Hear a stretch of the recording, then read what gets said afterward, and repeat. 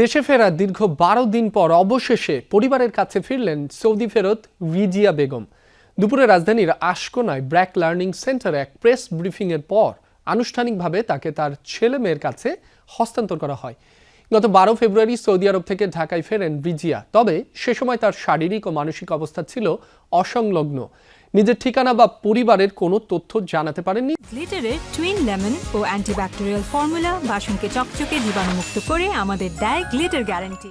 সঙ্গে ছিল না কোনো পাসপোর্ট বা জাতীয় পরিচয়পত্র। পরে সিভিল এভিয়েশন সিকিউরিটির সহায়তায় তাকে ব্র্যাকের মাইগ্রেশন ওয়েলফেয়ার সেন্টারে নেওয়া হয়। গণমাধ্যমে প্রচারের পর পিবিআই আঙ্গুলের ছাপ সংগ্রহ করে জাতীয় পরিচয়পত্রের তথ্যের সঙ্গে মিলিয়ে তার বাড়ি শনাক্ত করে।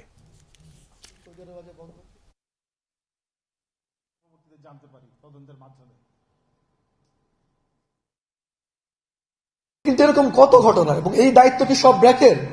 এই যে এয়ারপোর্ট এরকম হবে, আমাদেরকে পাঠাবে, আমরা নিয়ে এসে রাখবো, মানে এই রাষ্ট্রের কোনো দায় নাই?